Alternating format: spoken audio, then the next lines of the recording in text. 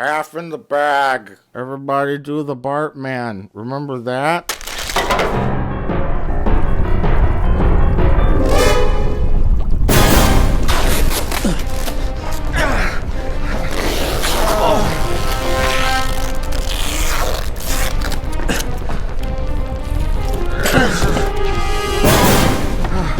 Oh, fuck.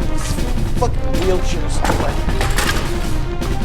Mike, I thought you said Lake Michigan was only 922 feet deep. We've been falling for hours. That's because the house is filled with air. That's why we're taping up the windows, you fuck. It's to keep from drowning. Do you really think some dollar store garbage bags are gonna keep out millions of pounds of water pressure? Hey, so far it's working, motherfucker. Hey, you just want to talk about movies instead? Okay.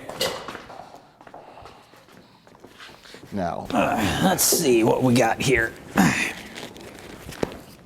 Let's see, how about the third Hobbit movie? I don't know. I heard the battle sequence at the end is 45 minutes long. That's all? That's all. Yeah, it's a bit of a disappointment. Peter Jackson's showing some restraint there. Yeah. Let's see here. We've got The Hunger Games Mockingjay Part 1. If I wanted to see Mockingjay, I'd just show you a mirror. Ha! That's because you're ugly, you fuck. Oh, we have an early cut of the new Avengers movie, The Revenge of the Fallen Ultron. I don't need to see that one. It's gonna have superheroes fighting each other, action and explosions, then a blue laser is gonna shoot up into the sky from New York City, and then the Avengers are all gonna learn to work together. But Robert Downey Jr. is good in it. Well, I don't know. What do you want to watch? Let's see, what do we got? Oh, how about these two? Nightcrawler and Birdman. Mike, nobody cares about those movies.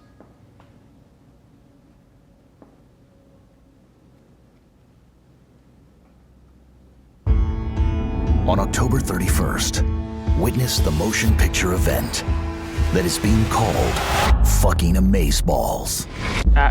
Can you try one more time without swearing? It's go time. Start filming. We want all of this. Oh, fuck. A man was shot several times. I'd be surprised if he survived. You got a seriously weird-ass way of looking at shit. In Nightcrawler, Jake Gyllenhaal stars as a psychopath who videotapes accidents, crimes, and people without their permission. No, he doesn't work for TMZ. He does this all on his own, overnight, in the seedy, disgusting cesspool that is Los Angeles. Jake sells his gory and horrific footage to news stations and is determined to get ahead of his competition at all costs.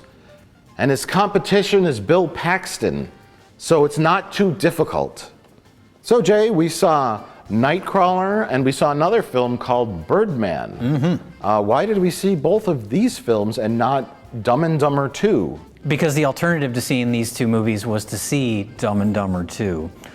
Both of these movies, oddly enough, have the exact same Rotten Tomatoes score of 94%, and a pretty similar audience score on Rotten Tomatoes as well, not just a critic score. But they've been out for a while, but I don't know about you. I personally wanted to see both of them. I was looking forward to them. They both looked very different. Well, I was pushing for us to see Ouija. Even the makers of Ouija have forgotten about Ouija. Yeah. Anyway, Jay, what did you think of Nightcrawler? I loved Nightcrawler. This movie is right up my alley. 90% of the reason I loved it is it falls right in line with movies like Taxi Driver or King of Comedy or American Psycho, where 90% of the reason I loved it was based on the strength of the lead character brought to life by a specific actor who it's an interesting character to begin with, but Jake Gyllenhaal really elevates this. I think most of the reviews of this movie are about how great he is, and he is great. It's the Jake Gyllenhaal show. Lots of other good actors in the movie. They all do a fine job. But it really, a lot of this movie works on the strength of his performance. You just can't take your eyes off him. And the performance of his co-star, who's very, it's not as showy as Gyllenhaal's performance. No, but it's more subtle, but it's very like authentic and realistic. I was surprised as he brings on an assistant in this movie who's just low life. They don't say he responded to a Craigslist ad, but that's what I picture in my brain. And the actor that plays him is so convincing as like a dumb Southern California kind of low life. And he just nails that role. It's so authentic and believable. I found out after the fact that he's British. I had no idea. I never would have guessed. Well, before I get into my thoughts on the film, let's just quickly describe it for those who have no idea what the hell we're talking about. Okay. Jake Gyllenhaal is a crazy person in the film. Essentially, there's a little more going on, but he's a crazy person who wants to get ahead, and he falls into, by accident, the world of videographers who run around following police scanners and try and get footage for the news of horrific accidents, things that news vans can't get to. And they sell their footage to news stations. And I guess this is a real life thing. It is a real thing. While we were watching the movie, I was curious because I was thinking for a little while, I was like, this is pretty far-fetched as far as the extremes they go to, especially the first time he breaks into a house. Like he goes to a scene, there's been a shooting, and he just walks into the house and he's filming like bullet holes on the fridge, and he rearranges the photographs of the family so they're right next to the bullet holes. And then he's filming the family outside being interviewed by the cops through their house window. And I was thinking, I was like, no news footage would accept this. Realistically, I don't think they would, but the next scene is him in the newsroom with all the news people talking about like the morally and legally if they should do this. And I was like, okay, there's an internal logic in the movie. I don't care if it's realistic. Like it works for this movie. Yeah. And, it feels almost like a fantasy in certain ways. Yeah, and that brings up like some of the themes in the movie, you know, like the media ethics and moral ethics. He turns out to be a sociopath. Yes. Which is an interesting subject matter. I've never seen a movie about this particular subject matter before. So I didn't know it was a thing. There's that.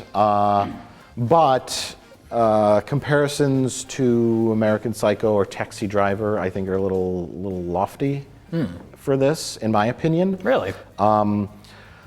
I really liked this movie. I don't think I would say loved it. I found the first half very scripty, and I hated the score. The score pulled me out of the movie, which I usually don't talk about music in movies. Sure. Music in movies now, I mean, past scores, movie scores used to be these grand things that were memorable, and now it's just sort of like... It's like ambience. It's like ambience and it's background, and it never really sticks out to me anymore. This stuck out to me in a negative way.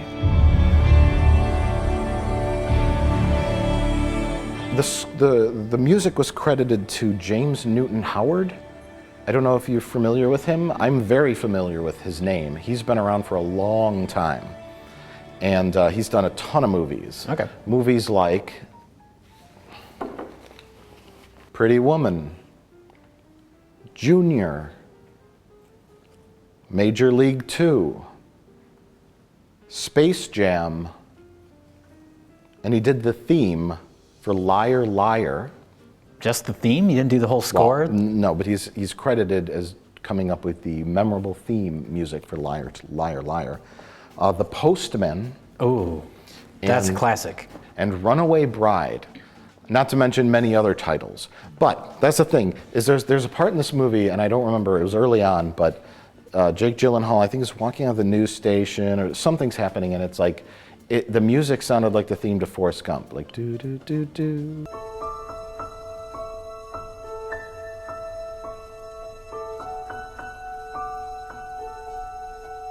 And I was like, what is this? And then there's like these really bizarre like hair metal instrumental parts, and then it goes back to like kind of like really like saccharine, sappy score music. And I remember thinking like I would really love this music if it had like a score by like Trent Reznor or whoever did Drive. Oh yeah. Yeah. Like this really like kind of like droning, like ambient, like tense score, but it was more like traditional Hollywood movie score, and it just clashed to me, which took me out a little. I wanted to feel horribly uncomfortable, and like disgusting and dirty watching this movie. Okay. I wanted more gore. I wanted more shock. Like there's an accident scene and it's all right. He actually moves a body to get his shot better. And I was like, okay, some of that stuff, it felt very PG-13 as far as the shock value goes, because I was expecting more shock in this movie that would have elevated the sickening kind of stuff that he was doing. There was that, and then the music, and then the I talked about plotty. It felt very scripty until maybe the third act. The first act, you know, it's like, it sets him up. He's this guy, and he does whatever to make money, and he's obviously, there's something a little off about him. He tries to get a job at like a metal yard, a scrap metal yard or something like that. Yeah. After selling them metal that he's clearly just stolen. He's stealing scrap metal, and so the guy's like, "Why would I hire you?" You know, and it's like he's down on his luck. Yeah. He's Jake Gyllenhaal, and then he happens to run across you know, this scene, and Bill Paxton, you know, tells him what he's doing, and oh, I'm going to do that. Then wacky couple of failed attempts at first. Then he learns the business, montage, you know, lots of scripty things. It wasn't as weird and as dark as I wanted. Very coherent. It's not the Taxi Driver script. No, it is more scripty. And it needed a script like that. I don't know. This is weird coming from me, because I usually like dark and disturbing movies. I was okay with this movie taking it a little easier on the darker elements. It's a black comedy, essentially. I think that's it. It played more as a black, because Taxi Driver, there's barely any humor in that movie whatsoever. This was more of a black comedy, a little bit satirical of news and the media and all that.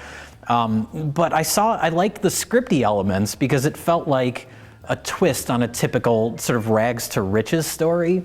And that's why it worked for me, because it did have that typical structure. And then you get to the third act. And for me, the third act was like the most gripping, riveting sequence I've seen in a movie in a long time. So it was almost like it sort of escalated to the darker, crazier elements. Yeah, I think I liked the third act because I didn't know what was going to happen. Mm-hmm. It's sort of like it set up the groundwork and then just threw it all out the window. Yeah. You know, and the tension and everything and the way it's done, and it was all very, very good, very good. I will say, I guess this is a first-time director. Oh no.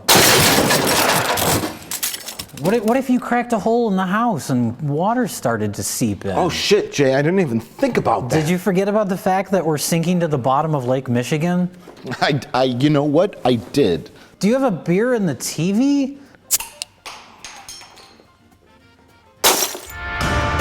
We're first! Go around, get a shot inside the car! Hey, back away! I got it, I'm back. Will this be on television? Morning news, if it bleeds, it leads. Are you currently hiring? The Jake Gyllenhaal character, Lou Bloom, he's called, the way he's played is so like you're just waiting at any moment for him to just snap. Yes. And so you take a character like that and you put him in a typical rags to riches type story, a successful startup business story, but you know it's all going to go bad, and that's where the tension comes from, is just waiting. And the way he manipulates people but tries to do it in a way where he's acting like professional. The name of my company is Video Production News, a professional news gathering service. That's how it should be read, and that's how it should be said. I also want to go to the next rung and meet your team, and the station manager, and the director, and the anchors, and start developing my own personal relationships. I'd like to start meeting them this morning. You'll take me around, you'll introduce me as the owner and president of Video Production News, and remind them of some of my many other stories.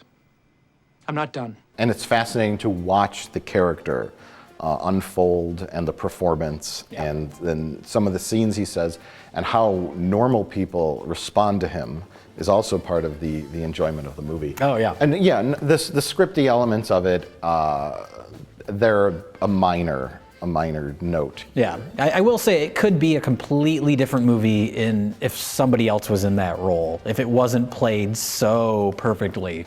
Yeah. It might come across more, like you're saying, the script is sort of generic for the first part of it. Like, I don't know if it would have worked without that performance. He really makes that character work. Oh, sure, yeah. This movie is about the performance. The plot feels like an 80s comedy movie. It's almost like, you know, he's clearly an anti-hero, Yeah. And it's like at the very end you almost have this sickening feeling like he's successful at this. Yeah. And he's so manipulative. He's not evil. I think he's just It's just a sociopath. He has no emotions. Yeah, yeah. And there's something wrong with him. And you watch it, and then it's almost like a commentary on business. You know, like cutthroat businessmen who make it to the top by being soulless and merciless and cutthroat. Yeah, I will say great use of locations in this movie. It's the type of LA you don't, because obviously lots of movies are shot in Los Angeles, but this is one where it really feels like a movie that's informed by Los Angeles, and you're seeing the seedier, darker parts and these low-life characters that inhabit it in the middle of the night when most people are sleeping. It reminded me a bit, not tonally or anything, but of Repo Man with Emilio Estevez, which is a movie I love. Just about these low-life characters that wander around and do bad things in the middle of the night in Los Angeles. Yeah, the city is a character in this, much like New York is a character in Birdman, Yes. which we'll get to too soon. But see, I could have used more seediness as well. Yeah. A very, very weird movie. I think that's what I liked about it, is that it didn't have, and even like the elements of like the media and the news and manipulation of audiences and just showing this horrible footage. Like, it wasn't played overly satirical. Of course. It's an odd tone. This movie has a different tone than you would see in most movies. It's not played completely straight as like a thriller. It's not played as a really obvious satire like something like the movie Network. It's this odd balance. And that's what makes it work. Yeah. Is that not in a way where it feels like it doesn't know what it wants to be. Right.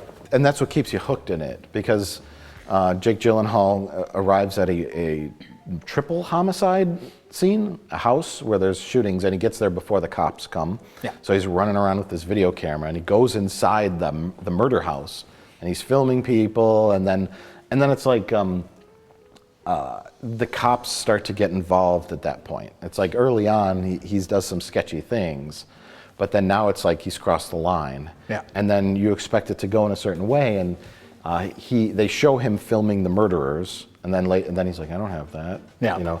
And then the police do show up, detectives and stuff, but it's not like, it's almost kind of from his perspective. Mm-hmm. It doesn't become very narrative and straightforward there. It's almost just still from a crazy man's perspective. There's not those scenes separate from his character with the cops where they're talking about him. It's almost completely focused on his character. He's insane. But yeah, you sit there and wonder. It's almost like a real person, and that's a good compliment to an actor. It's like, and to the writer too. Oh, you should definitely credit the writer, because the dialogue is really spot on and really interesting and unique. Yeah, Jake Gyllenhaal has some great monologues in this movie. Yeah. You gotta call the cops. And we will, at the right time. But I don't know what to. We're gonna find the person that drove that car. Start filming. I'm Detective Fanieri. I think you withheld information. That would be a very unprofessional thing for me to do. It would be murder. Well, I assume you're going to recommend Nightcrawler. Absolutely. Nightcrawler is one of my favorite movies of the year. Really? I look forward to watching it again. That high of praise, huh? Yeah, I would say so. Well, what the fuck else did we have? We've actually had some good movies this year, but you gotta search for them a little bit. It's not the bigger movies, but there's things like Enemy or Under the Skin was really great, and now Nightcrawler is actually a larger movie that's come out that it's definitely worth seeing. It kind of has that drive vibe to it, especially with the poster. Have you seen the poster too? Oh yeah, it's him and the cars behind him. Yeah, I think they're going for that marketing angle. You know, these soulless vampires that do marketing, that manipulate people and their brains. They say, we got to go with a drive vibe to this. Yeah. But this movie is no drive. No, it's not as good as Drive. It could have used the score like Drive. Exactly. Maybe even the director of Drive. Mm-hmm. I will say, this movie, I'm picturing it in the hands of like Nicholas Winding Refn or David Fincher or someone like that, and I probably would have liked it even more. Yeah, I think that kind of encapsulates the thing that didn't quite make it great for me. Okay. Was direction and style. It seemed to be a little lacking in that department, and it needed that original voice, that director that takes it and goes, I'm going to make this script, which is a really good script, I'm going to make it great by twisting this, turning that, making it really really memorable, really stylistic. And it sort of lacked that element. Yeah. Get in there, get in the muck, get in the underbelly. Didn't quite get in the underbelly for me. Okay. It looked at it a little. It was like, there's the underbelly, but we'll just film over by this Starbucks. To change the world. I think Lou is inspiring all of us to reach a little higher.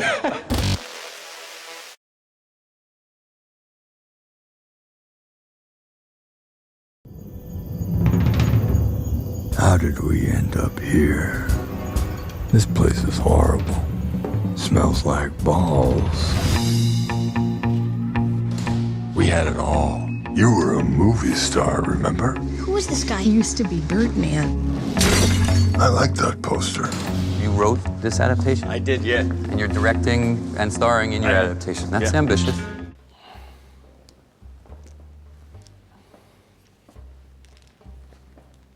Oxycodone? 10 milligrams? What do you think that is? I don't know. I just take all of them. Birdman stars the guy who played Mr. Mom as Regan, a washed-up Hollywood actor looking to revive his career and his self-worth by writing and directing a Broadway play. After the play bombs on opening night, a space meteor gives Regan the real powers of the fictional Birdman character, and he fights to save the world from an evil entity known as Mugutu, winning back the love of his estranged wife and daughter. A giant laser beam gets shot into New York City as well. Mike, what did you think of Birdman? Well, Jay, I thought Birdman was great. Trailer's a bit misleading. Yes. It looks more like a wacky comedy about a guy who's trying to do a thing and trying to outlive his past life as the Birdman, and it looks like more slapsticky, wacky. And Birdman is Michael Keaton. He plays Birdman, or he played Birdman. He turned down an offer to do a fourth Birdman film, and very clearly Michael Keaton was picked for this because he used to be Batman. And now he's a washed-up actor who is reviving a stage play of a Raymond Carver book called What We Talk About When We Talk About Love for Broadway, and as an attempt to not only rekindle his career, but I guess sort of reevaluate his self-worth, his life, trying to, do what actors do. Yeah. He's been living in the shadow of Birdman for years, and now he wants to show he can do something different. Yeah. Even as a Birdman poster hanging in his dressing room, it's just like a constant reminder. Yeah. And Birdman talks to him.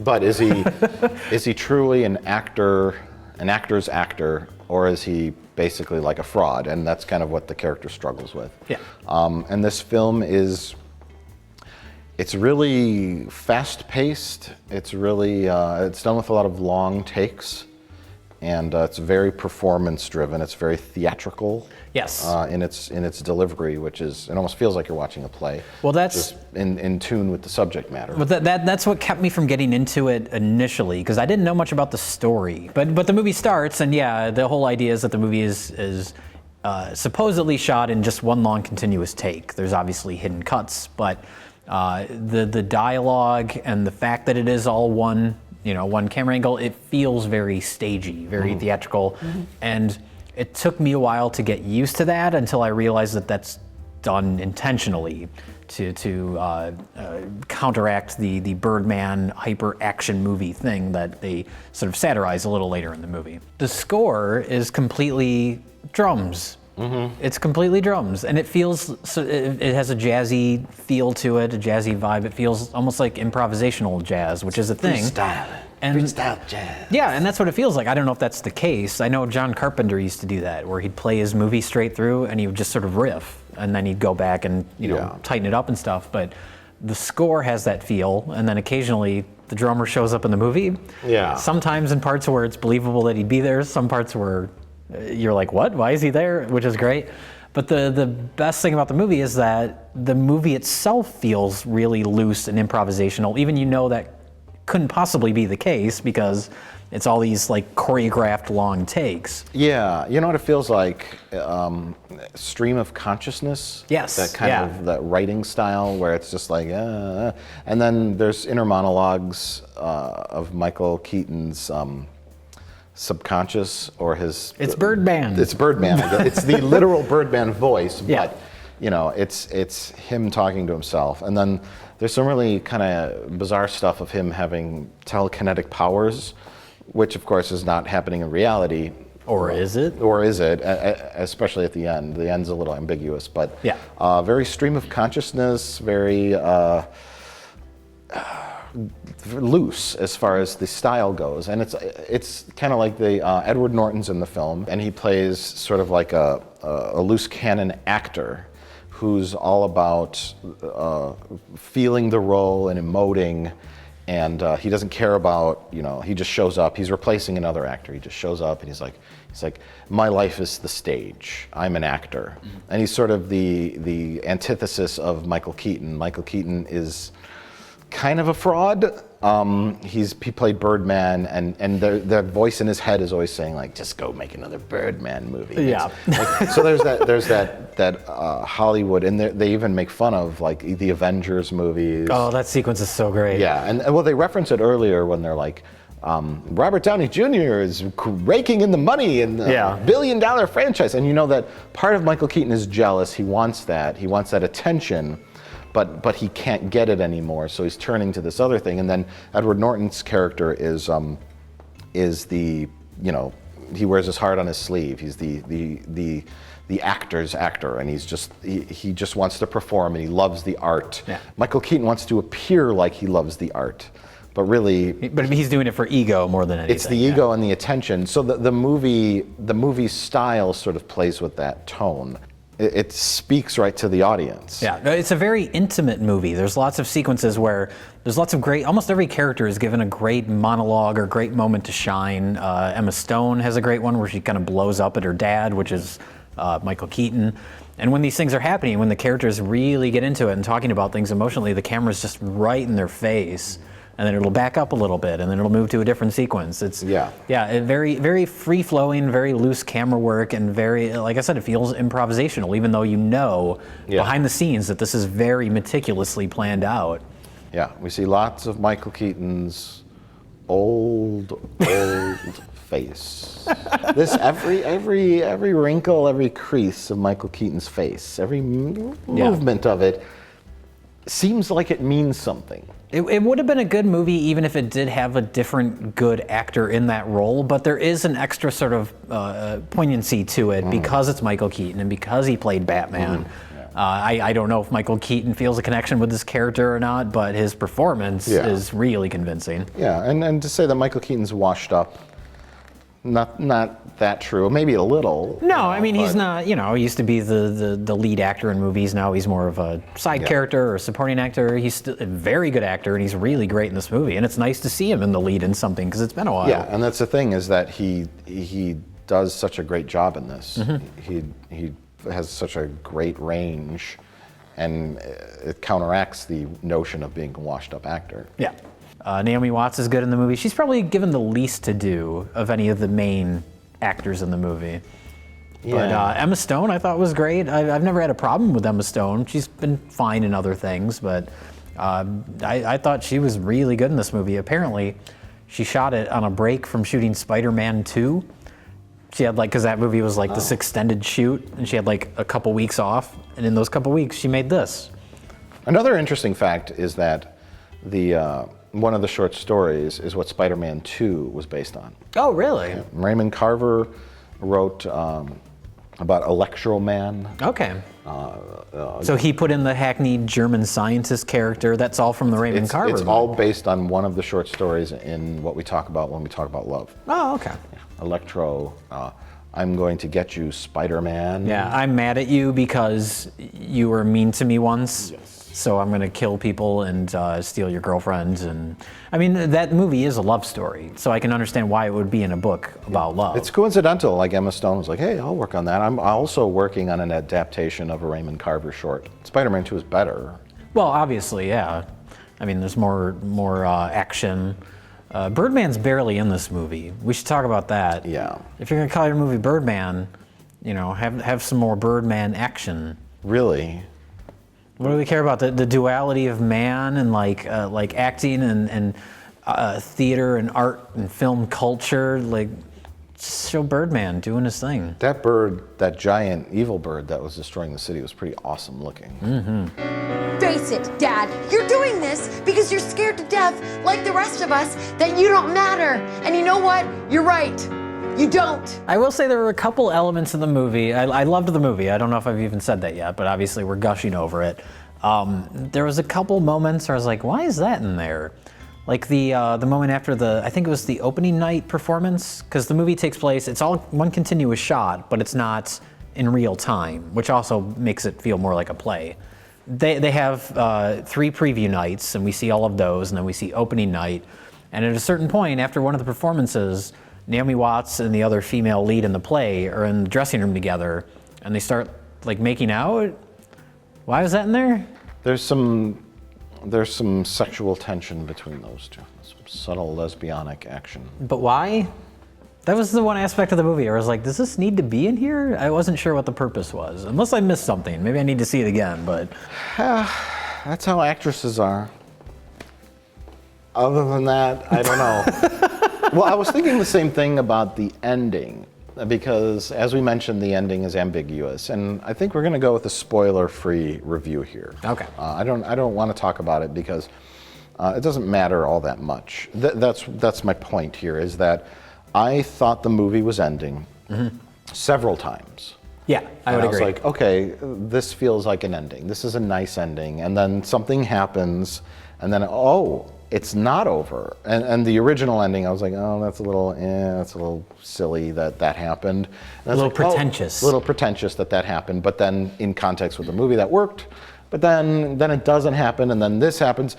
But what I'm trying to say is that the movie could have ended really at any point, because it wasn't a strict narrative. Yeah. Unlike our other film that we talked about, Nightcrawler, which needed some kind of conclusion. Sure.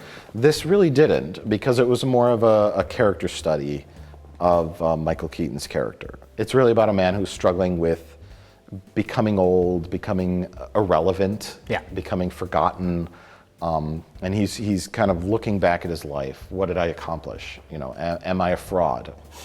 You know, I made Birdman movies, and it's sort of like every time you say Birdman, it makes me laugh. Yeah, well, that's why they picked that. You're right. And there's some symbolism with flight. Yeah. You know, but he's struggling with what he's accomplished. But yeah, the examination of a man, of Michael Keaton's character, and it's very, very literary.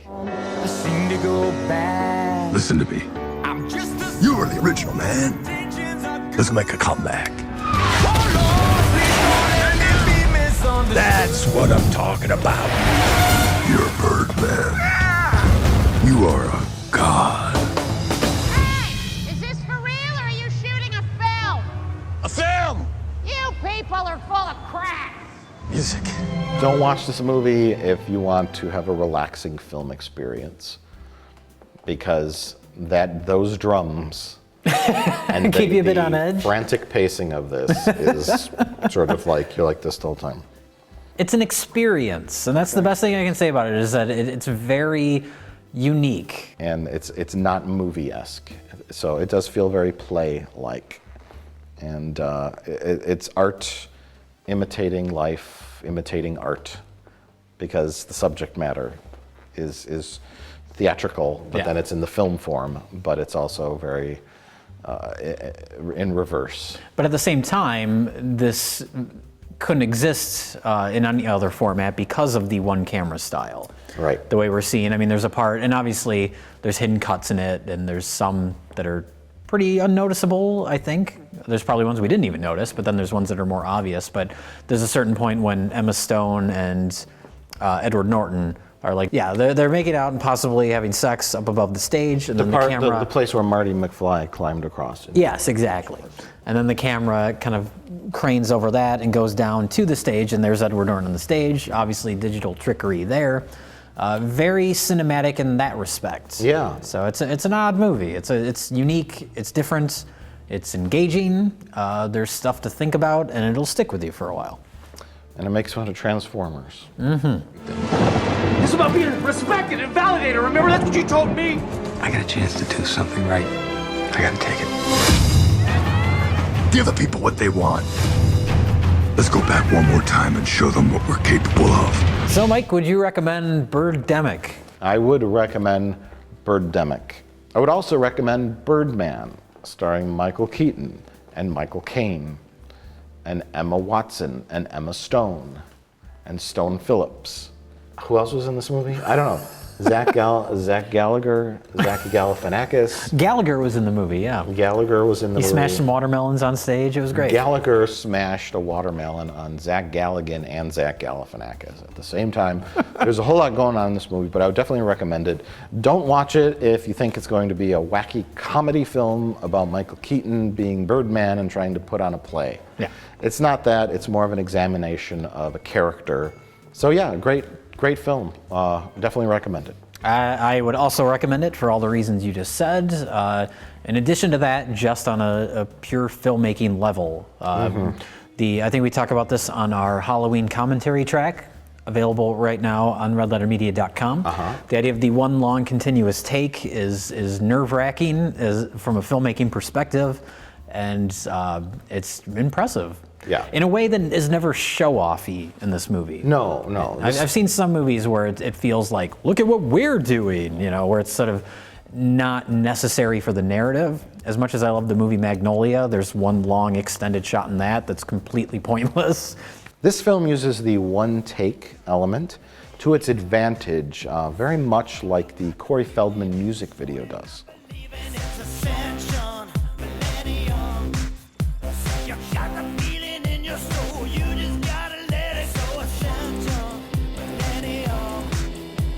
Which is another really great, piece of film art. Yeah, it's so well choreographed, and everything goes just perfectly and as planned. Well choreographed, appropriate, and well used. Yes. And it has a functionality and a style.